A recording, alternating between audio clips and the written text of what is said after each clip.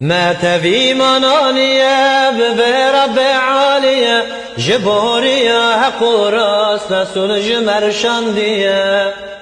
ما تبي منانية برب عالية جبورية حقوراس نسول جمر شاندية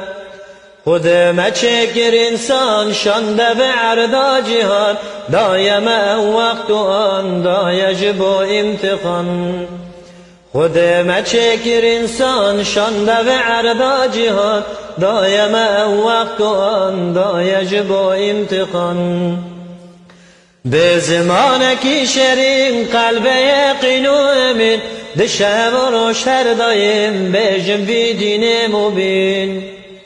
به زمان کی شرین قلب یقین و امین دشه و روش هر دایم بجم بی دین مبین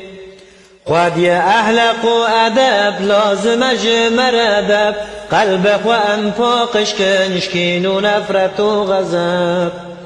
خود یه احلق و ادب لازم جمر ادب قلبك و انفاقش کنشکین و نفرت و غضب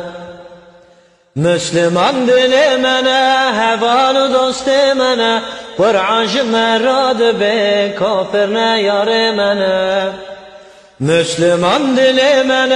هوان و دوست منه قرآن جمراد به کافر نه یار منه رسول دایماد گفت کافر تجار نابندوست خدا لوان کر لعنت اوان دین خوافرات رسول دایماد گفت کافر تجار نابندوست خدا لوان کر لعنت اوان دین خوافرات